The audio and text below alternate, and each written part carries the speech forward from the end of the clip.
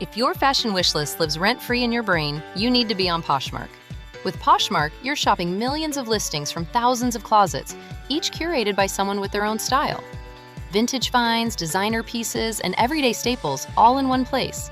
Search for your favorites or let the discovery come to you.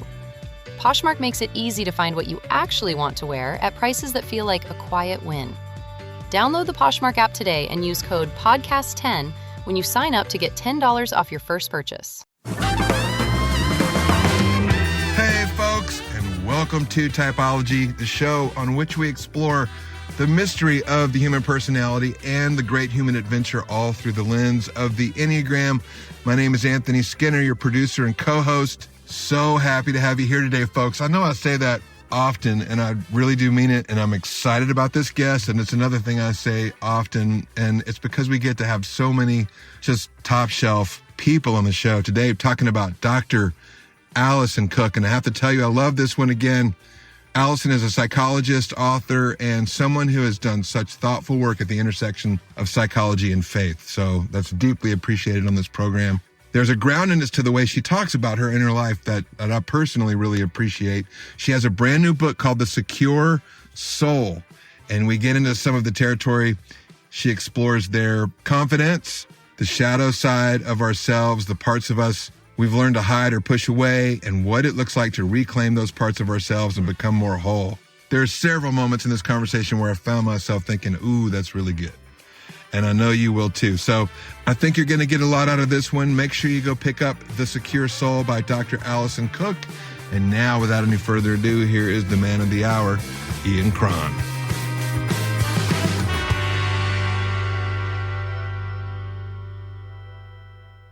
Hello, Typology family. Welcome back to the podcast where we explore the mystery of the human personality and the human adventure, for that matter, all through the lens of the Enneagram. I am joined by my dear friend of many years now, my producer, my co-host, my confrere, my brother in arms, Anthony Skinner. Anthony, how are you? Ian, I'm actually doing really well. You know, I've been climbing a mountain, I guess would be the metaphor, for quite a while. And I just crested and I got to the other side with several projects I've been working on that you're aware of. One of which I'll say, I've been working on a film and it drops in theaters August 23rd. So it's called, I know, big news. It's a 25 different artists and worship leaders. And it was a really special night. So it'll be 23rd, 25th, 26th, and 27th in like about 500 theaters across the country. So I'm breathing a sigh of kind of relief. So glad. I'm so happy for you. Yeah. You know, I was thinking earlier that a while back, we decided that we needed to have, you know, some kind of musical byline. We needed a jingle. Like we needed a 1970s jingle for our show, and you came up with one, and I want to revisit it. I think it's important. So can you play the new jingle for Typology? Here you go. It's like, yes, it's very specific. Ian and Anthony navigating hard but necessary conversation.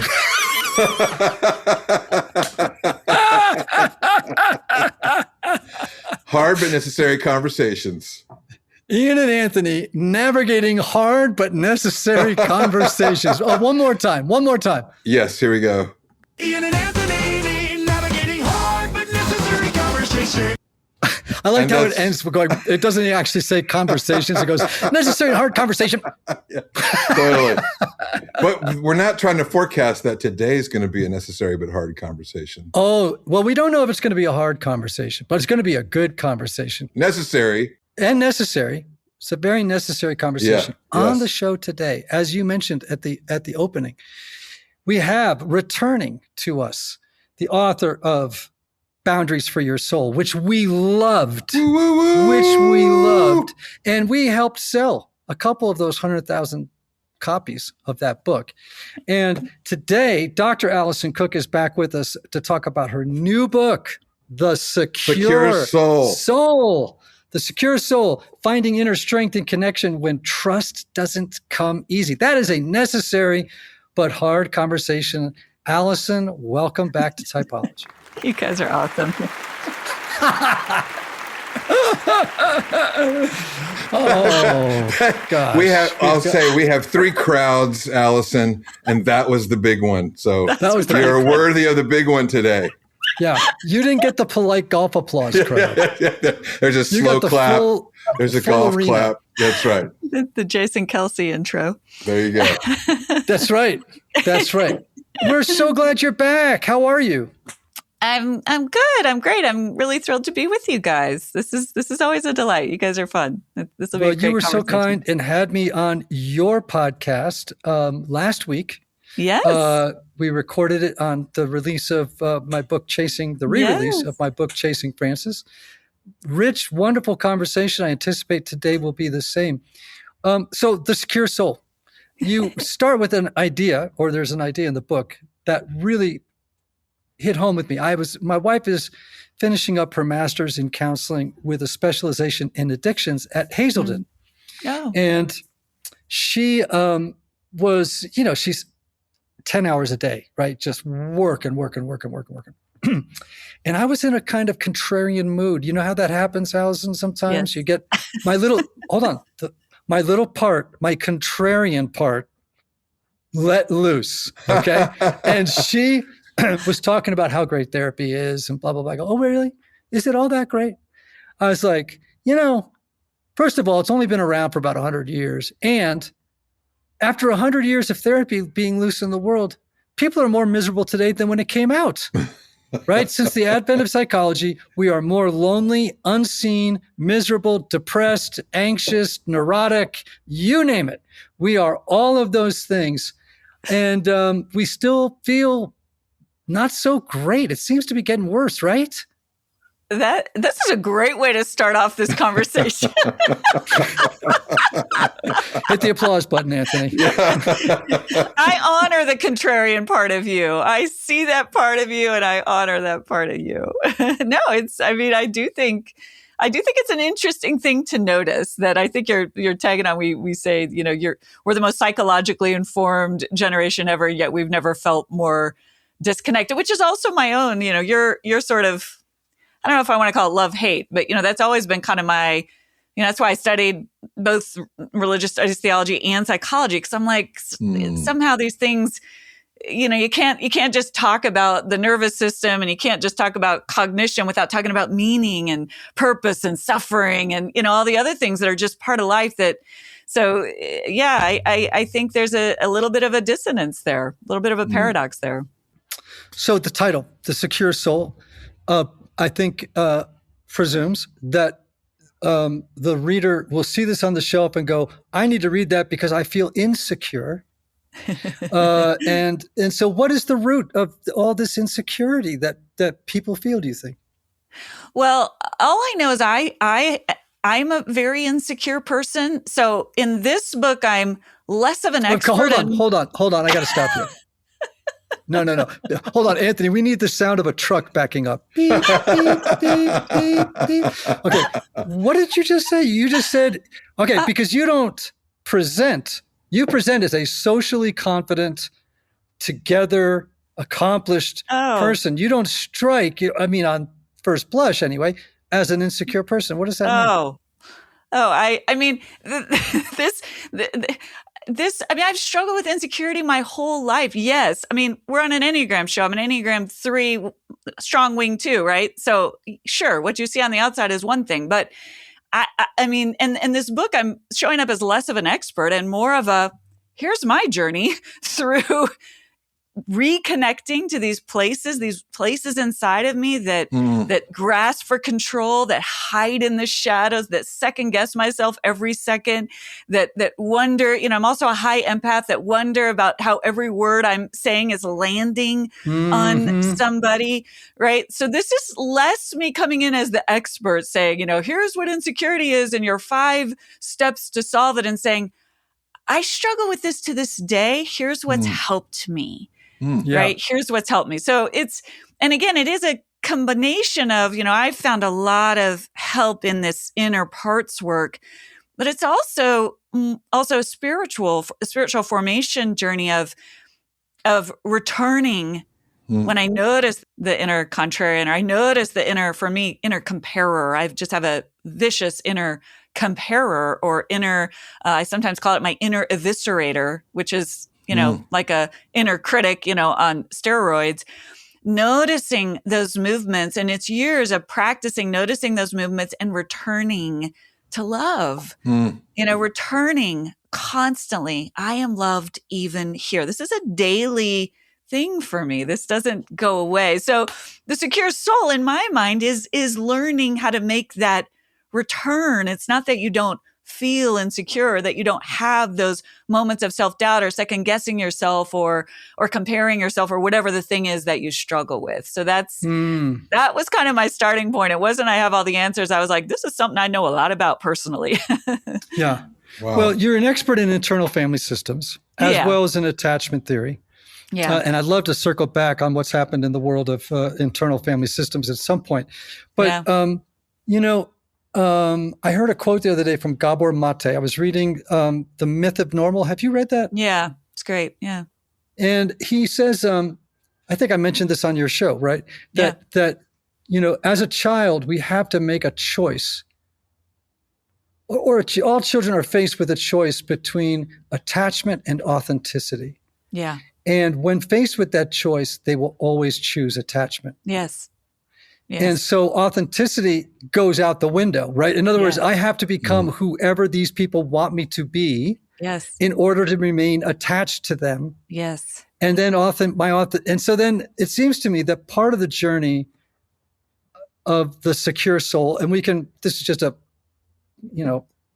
personal experience one, is reconnecting with the authenticity that was lost in order to achieve attachment with the important people in our lives. Yeah. Yeah. And those places still live inside of us, so, in the book, I'm kind of taking a journey into like the young, 14-year-old that, I grew up in and these are small, my wounds were what we might call small T wounds. I didn't have the big T traumas, but they're still wounds. And, I grew up in it, to your point about authenticity. I grew up in a kind of a Friday Night Lights kind of town in Wyoming, and sports ruled. And I was not notably athletic and didn't have, I was short and all these things, but I didn't belong in that world, but I wanted to, because I wanted to belong. Yeah. And so I took up some ideas about myself way back in that, in middle school and early on that if I couldn't belong, I tried to belong in those circles. And, that wasn't wasn't the way God had made me. And I didn't make the team. I didn't make the list. I didn't fit in there. And so I discounted what I was because it wasn't seen in the community around me, and kind of took up that belief early on that, I'm not good enough, or I'm not as good as other people. Now, mind you, as I've become an adult and kind of figured out the kind of things I am good at. I can sit in a research library, for hours on end, not moving, and do things that other people would hate, but I find enjoyable. It doesn't matter how many maybe achievements I might gain doing things I really love. There's still that little place inside of me that for all those years was like, I'm less than other people. I'm not good enough. I don't belong here. Right. So there's a way in which a part of me, in order to feel like I belonged, in order to feel connected, kind of took on an idea about what that meant that wasn't true to who I really was. And it's still sort of something I have to kind of remind myself. Oh, this is who I am. This is who I am. How God made me is wonderful. Maybe wasn't received in those early years, but it's there's nothing wrong with me. So yeah, I absolutely, I think there are lots of ways we betray ourselves or kind of sideline parts of ourselves to try to find some semblance of belonging in what we perceive to be, whether it's our family or our community or a church or wherever. Mm-hmm. Yeah. And, I'm a fan of, as you know, of depth psychology. Carl Jung is a hero to me in many respects, not necessarily in his personal life, but in his insights about things. And as is James Hollis, who I really like as an interpreter of Carl Jung's work, and that there are parts of us that we amputate Yeah. in order to create a persona that we believe will lead to attachment and connection and security. Yeah. But it's a kind of self-betrayal. And then maybe around the middle part of life, the part of the journey is to go into that shadow and recover and reclaim all those parts that we left behind. So in the book, I love that you brought up Jung. As I'm kind of tracing my own journey through, I have the controller part, the part that's trying to control the outer image, the perceptions, but then there's the shadow side. Mm-hmm. And I think we all have that shadow side. And for me, the journey has been to reclaim that shadow side, and especially as Christians, sometimes this is tricky because that shadow side, right, I'd love to, hear your thoughts on this, but kind of from the parts perspective, that shadow side is the part of me that harbored either, there's always a longing underneath it, but often when that longing gets thwarted, it turns into the resentments, or it turns into the negativity, or it turns into the shame, and reclaiming, that part of me. And for me, that part of me would carry some frustration with God for how God made me. I open up the book saying a part of me doesn't like God very much, right? That, 90% of me knows that God is wonderful, but there's this part of me that has felt amputated and sidelined, and how's that part of me find the loving presence, And again, I bent over backwards to try to say, I'm not trying to say that sometimes the tactics of the shadow are not always great, but the ache of the shadow is real and needs to be met by us and by God with that loving compassion. So, I love that idea of the shadow that exists again in the depth psychology and throughout, throughout more of the Christian tradition. Yes, and I love that the shadow isn't just containing parts of ourselves that we or the people who loved us growing up deemed unacceptable. Yes. That we had to cut away, right? Yeah. And just to give people an example, like, I grew up in a non-artistic family, and I'm very artistic. Yeah. And so there was a season in my life I had to, in order to fit in, cut that part away. Yeah. And so the shadow isn't just where we put the quote unquote bad stuff. Yes. It's where we also put the really good stuff. And it kind of, it holds it in trust for us. Yes. Well, for me, it was the desire, honestly, for love. The desire for, in kind of being a little bit more of a, a little on the edges in my books and not outplaying the social game that all my peers were playing throughout middle school and high school, and kind of pretending I was okay just burying myself in my books. But the shadowy part of me was, I want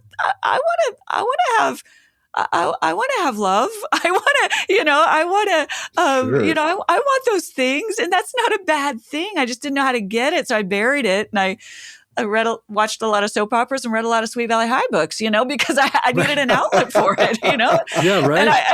And but I thought it became shadowy, to your point, and that's not a bad thing. That's a longing that just didn't have a place to find itself, in the world around me.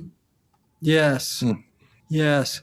So, Alison, first of all, what is it? The title, The Secure Soul. First of all, the word soul is hotly contested and debated. And so from your perspective, what is a soul? And we barely know how to tend to so many different parts of our interior world. How do we tend to this vague thing called the soul?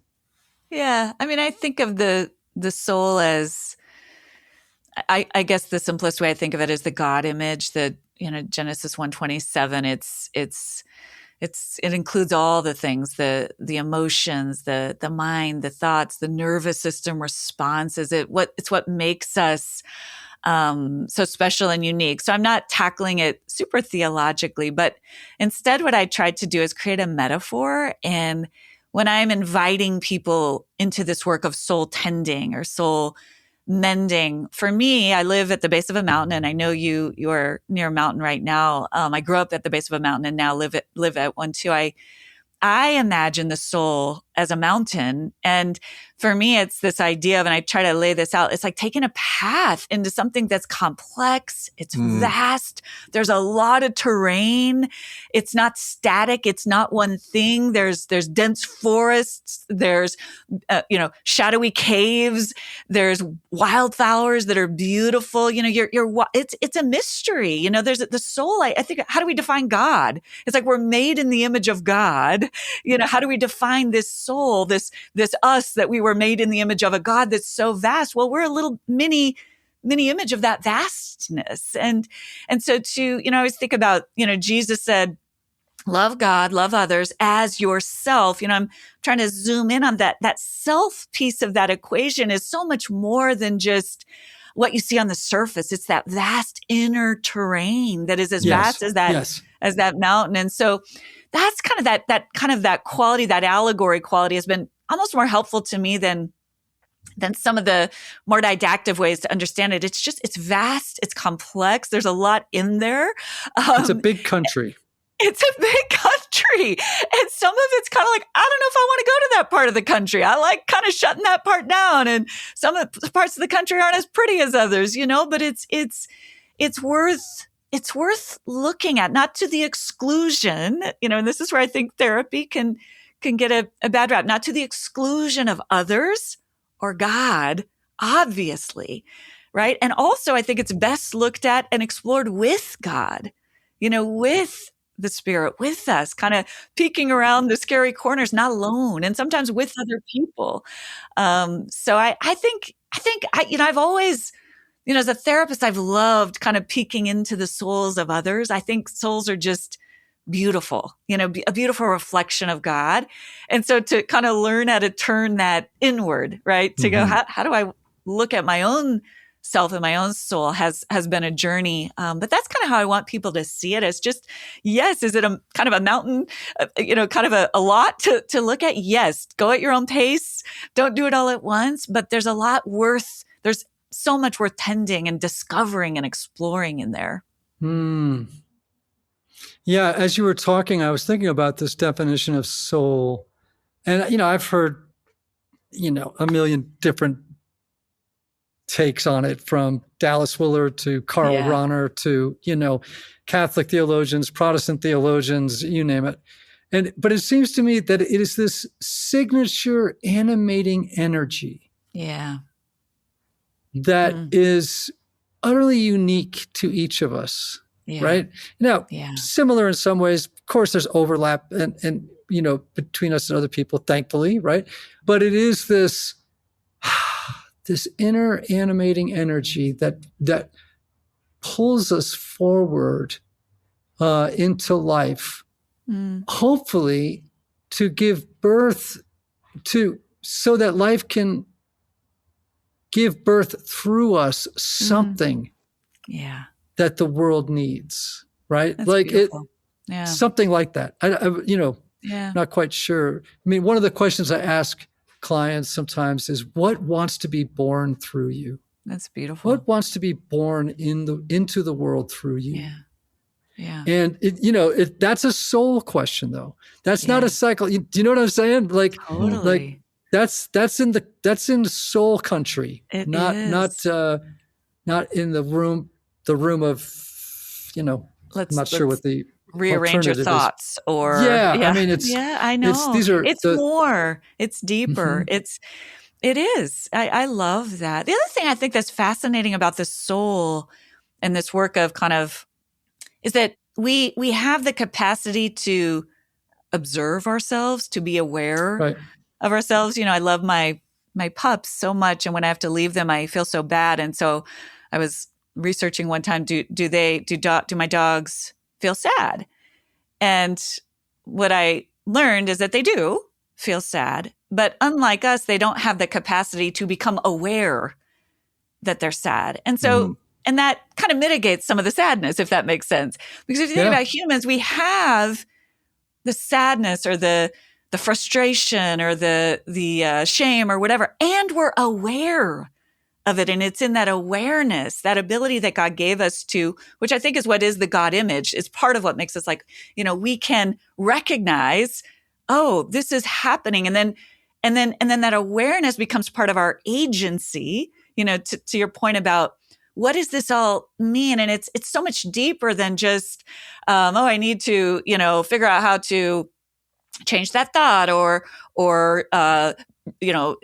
confess that feeling, whatever it is. It's what is, to me, that's the process of inviting the Spirit into that recognition. This is what's happening here. What story is that trying to tell? What does that tell me about places inside me that I've neglected, or places inside of me that need my attention? How does that then fit into the larger experience of life that I'm having right now? How does that fit into how I now relate to this person who triggered that feeling? And to me, that process of being able to recognize the contents of our soul, recognize this is what's happening. That's the adventure. And then the return, to me, is the return to love, the return to this is what's happening. I'm aware of it. I am loved even here. Even here, I am loved, whatever the thing is. And then that's where there's some sense of a security. It's part me recognizing God's given us that agency. It's not done for us. We have that capacity to recognize what's happening. And then that turn to, I see it. I don't have to fix it. I don't have to change it, but I am loved even here. That's that secure connection. I can connect with myself. I can, in a way, become a sort of inner secure base for myself, right? In that feeling. And then that allows, again, that light, that vitality, that aliveness of the soul in my mind to kind of begin to shimmer and shine and begin to put out into the world what we were really supposed to do. It's not just all about disciplining the thoughts or, Right. some of the tropes and cliches. There's something deeper going on that's very relational, that's very, and again, this is where, to me, this is inner attachment work that's very much reconnecting. It's formation.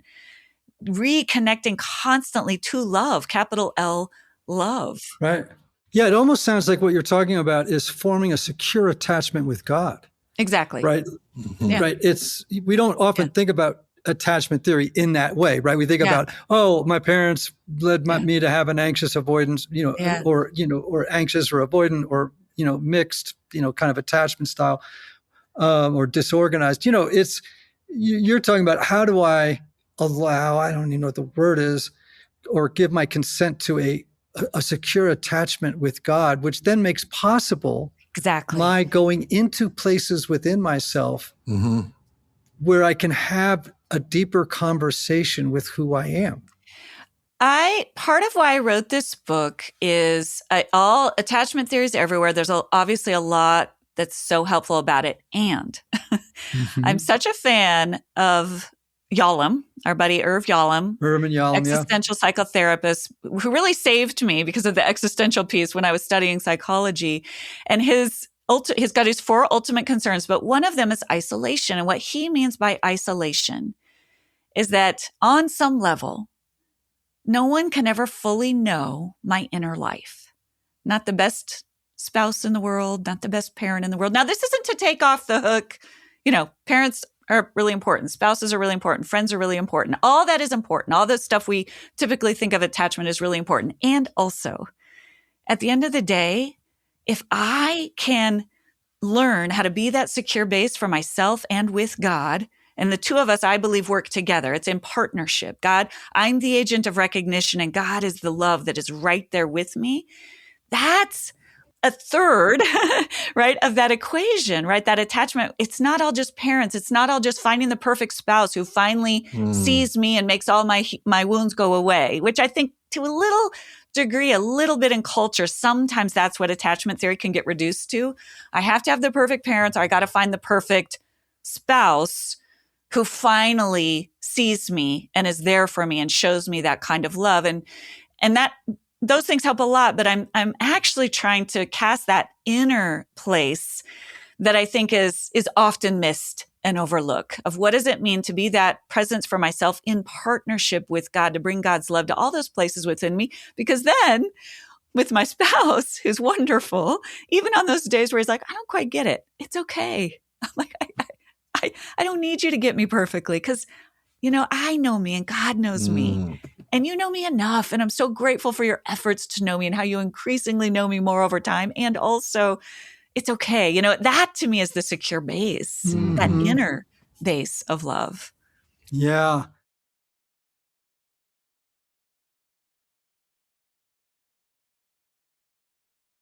Well, everybody, or just by way of reminder, we're talking to Dr. Alison Cook, author of The Secure Soul, which I have a lovely little copy right here in my hands.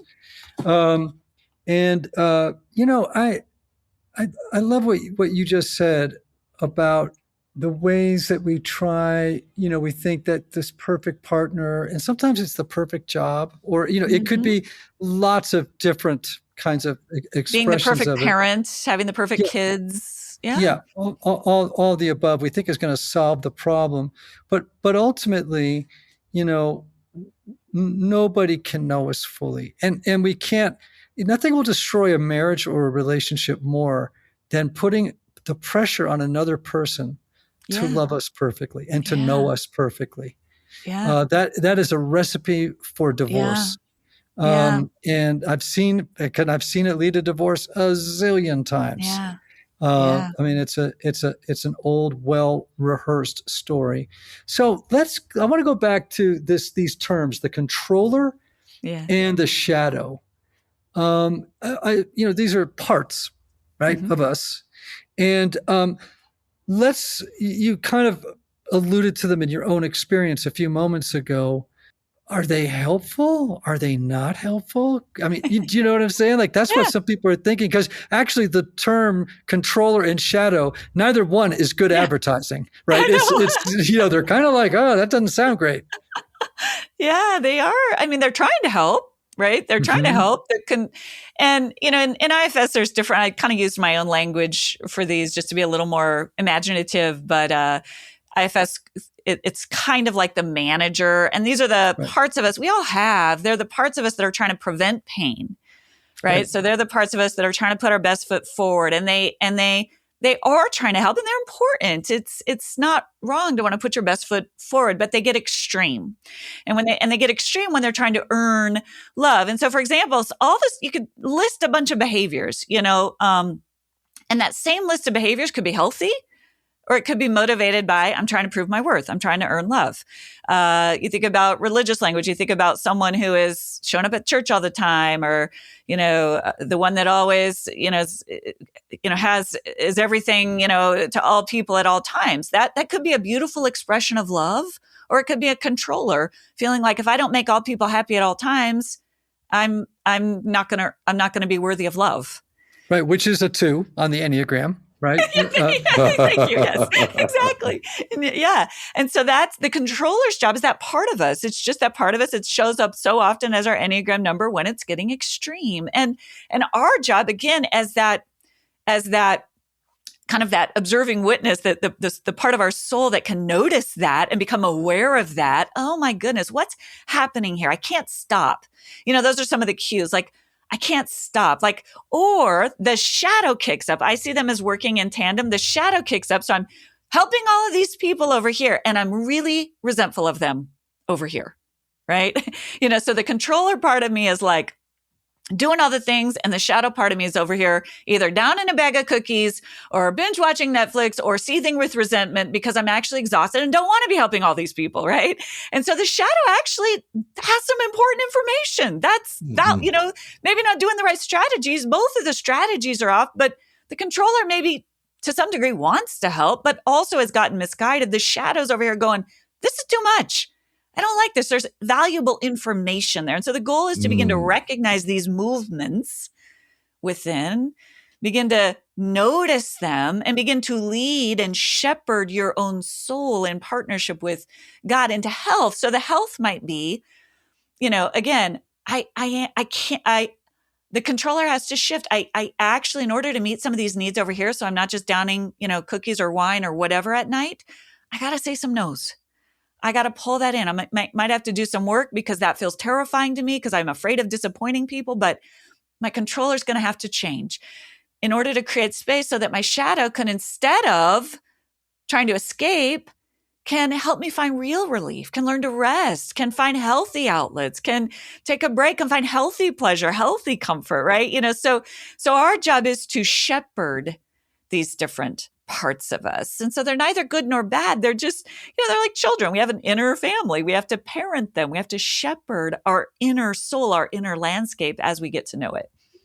Yeah, but the question is from what vantage point? And meaning, I'm familiar enough with internal family systems that, you would say the Christ self maybe, or the, I like essential self, that they're, characterized by the 8 C's, which I can never remember halfway through them if I've already said the ones previously that I'm about to say. But, it's, and I actually believe, Merton talks about our hidden wholeness, that there is a part of us that has never been damaged, has never been, that there. The original goodness. The original goodness. And there's a lot of people out there who just blanch when I talk about it, right? Because they're like, total depravity. There's not a good thing about you. And I'm like, nah, I just can't square that with my intuition, but whatever. Yeah. I don't care to argue. The thing I'd say is, like, who is the observer you're talking about? Yeah. So that's really important, because I think it's confusing to people. Like when you talk about, is it true self? Is it essential self? Is it, who is this person who's doing the tending? When you like I always love it when people say, when I say to people, I'm like, when you use the word I, who on earth are you talking about? Yeah. And it's really fascinating to ask that question to interpersonal neurobiologists or neuroscientists, because they locate it. Like, I've had that conversation with some of my friends. I'm like, where is it? And it's like, is it the prefrontal cortex? Is it the nervous system? Is it the what is that ability to observe? So that's kind of the science answer. And I get different answers to that. And then, like you, I go to I love Nouwen's The Inner Voice of Love. And in Boundaries for Your Soul, we called it the spirit-led self. It's the place inside where the Spirit, the Holy Spirit, comes to live uniquely within you. Right. And so it's where when Paul says you become new in Christ, there is that. And even when we're new in Christ, we're still doing crazy things. We're not wholly transformed. There's a lifetime of sanctification and healing, but there is some idea that there is a Christ self. There is a inner voice of love. There is a true self. There's the place, we called it in Boundaries for Your Soul, the spirit-led self that has the capacity. It's, Nouwen talks about this place as a place where we can gather ourselves in truth, where we can see what's painful or what's hard in truth, in partnership with the Spirit, without shame, where we can recognize this is what's happening. And I think it's a great question. And I'm glad you asked it, because it is true that in IFS circles, it's the capital S self. And that's problematic for a lot of people. It's part of why Kim and I wanted to write Boundaries for Your Soul, because I don't think that's what we're talking, it's something much deeper than that for the Christian, for someone who understands this, that we're not all bad, but we're definitely not all good either, right? We're complex. And that's what I think the New Testament teaching is, right? We are made new in Christ, and also we are still becoming constantly. Mm-hmm. Yeah, well, and becoming is key, because, I believe that the self isn't a thing. It's not a static object. Yeah, interesting. It's a process. Yeah. Human beings are processes, not things. Yeah. And so, I oftentimes tell my clients, hey, listen, when you come home at 5 o'clock, you need to reintroduce yourself to your partner, because now you're a stranger to them. They have not been with you for the last 8 hours. You have had 8 hours of becoming since the last time you saw them. Yeah. It may be, the changes may be incremental and tiny and imperceptible, but they're real, right?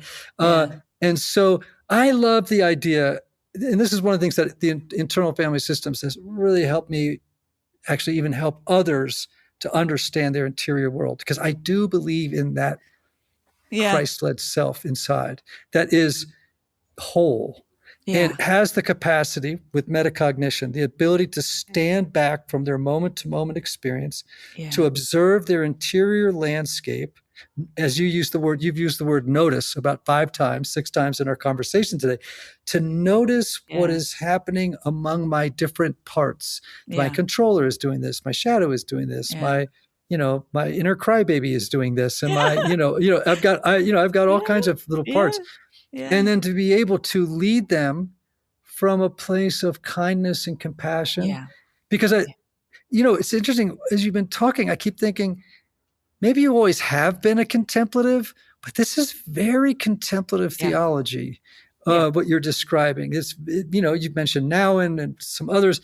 It's interesting that what you're talking about is that part of the task of the Christian is to know how to enter into a deeper conversation with the mystery of their own lives. Yes.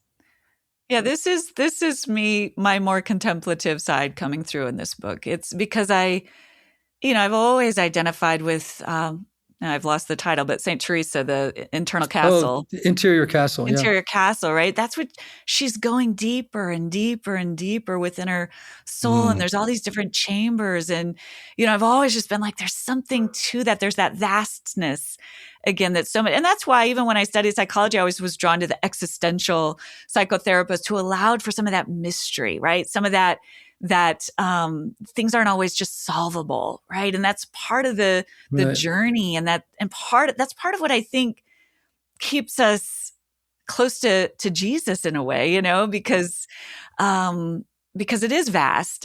So yes, thank you for naming that. That actually kind of made me a little, that I feel really seen. That is definitely my inner contemplative coming out, and I appreciate that. Yeah, and it's beautiful. Thank you. Because not to play out this old trope, but so much of the Christianity that I see in publishing in churches and whatnot, is very, it sort of treats the human person as a machine, something mechanical that's broken. And if we just, if I just turn this screw, it'll fix itself. Or if I just do this, and every book has a new answer for what needs to get fixed in the broken machine, right? And whereas the contemplatives, take a much more holistic, a more holistic, mysterious journey, and being okay with that.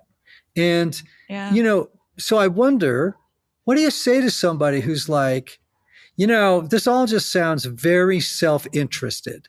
And, we got to get out there and share the gospel with people. And, we have to, stop focusing on ourselves and really be focused. Like, what do you hear when people say that? And what do you say to them? I mean, I think of the word sozo, which is the word for sanctification, often used in scripture, that translated most often is healing.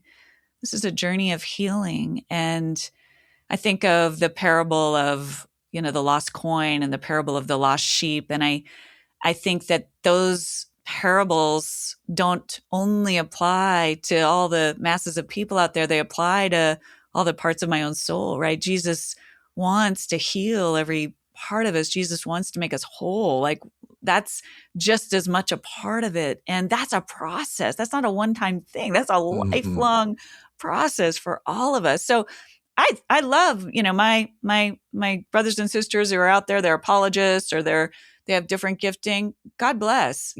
This is what I feel like, teacher, what my soul is supposed to bring into the world is the sozo piece, the healing piece. Because I think when you heal, as you become more whole, you're a better parent, you're a better employee, you're a better boss, you're a better leader, you're a better partner, you're a better friend. You do truly love others as self.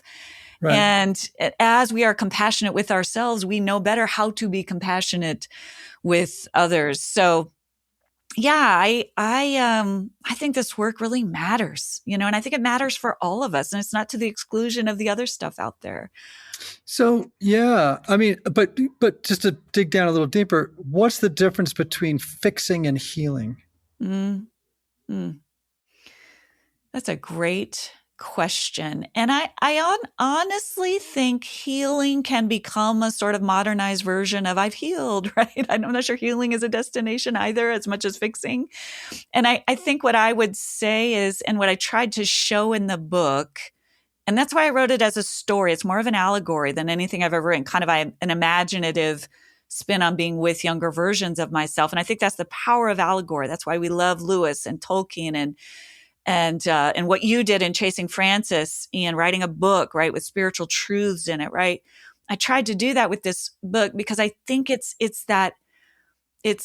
not fixing, it's not healing as a destination. It's not, oh, I've been with my inner 8-year-old, now she's healed. No, it's presence, it's connection. It's I'm with myself in a different way. I'm with God in a different way. God Ooh, is I love with, that. yeah. I'm with myself in a different way. Yeah. Ooh, Yeah.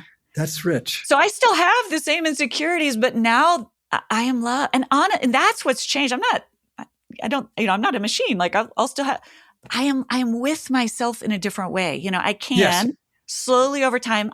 Yes, I still feel that. And I am loved even here. And it's okay. Yes.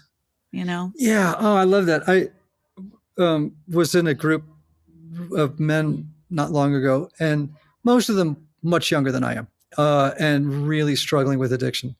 And they went around the circle and they were talking about their struggles, and I was sitting there, and I was thinking, oh, I remember that. Oh, I remember that. Oh, I remember that. It's like, and I was thinking at 65, oh, it's so good to not be where they are right now. Yeah. But it was a necessary season, but I'm just glad not to be there. And afterwards I said to one of the guys, I said, I still have all the same insecurities I had in 7th grade. They're all still there. Yeah. I just regard them differently. Oh, that's good. It's not, I feel a kind of healthy distance from the insecurity. The insecurity isn't me, right? That goes more to the Christ-led self. That's more of what I think of when I think of me. Yeah. It's more like, it's just a dimension, and I've learned to make peace with that part, And for the with most part, myself in a different way. Yeah. I mean, it's really beautiful. Yeah. So just so people can have a visual picture, and you can just use adjectives if you want. Like, how does an insecure soul show up in the world? And how does a secure soul, in contrast, show up in the world?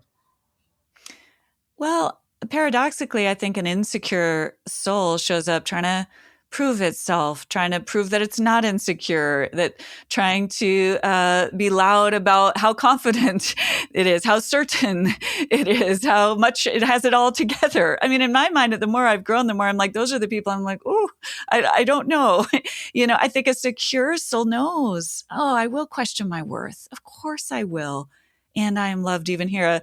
A secure soul isn't, I know I am worthy. The kind of the stuff we see, the memes on social, I'm worthy. I'm like, well, good for you, but like, honestly, maybe on a good day, maybe in a good hour, but most of us throughout the day are wondering, am I worthy? Am I good enough? Do I belong? And a secure soul is kind of at peace with that. Like for me to be able to say, I'm a pretty insecure person. Like that's actually me having made peace with that reality and no longer needing to try to make sure you don't know that about me. Mm-hmm. That's, and you sharing, that to me, a secure soul, it's not that I never doubt my worth. It's that I know where to return when I do doubt my worth. A secure soul isn't that I never make a mistake or never feel the shadowy feelings. It's that I know where to return when I do. And I do think over time, to your point, you get a little more distance from those things. But there's also just a quicker moment to the return. It's a secure soul knows where to return when we doubt, when we feel insecure, when we feel alone, when we feel empty. Yeah, can I ask? Yeah, go ahead, Anthony. There's a question I had that was a little bit similar with his, and you may have answered it there. But what does the secure soul do with failure differently than the insecure soul? That's a great question. I think a secure soul looks at risk differently. An insecure soul either doesn't is terrified of failure and can't deal with it, so doesn't take risks and stays on the sidelines, stays safe. That was more my story. Or an insecure soul risks for love, risks to prove love, risks to get love, takes the big swings to prove something. Wow. Right? And a secure soul risks from love, from a place of knowing I am loved no matter what, even if I fall on my face and fail at this job, at this relationship.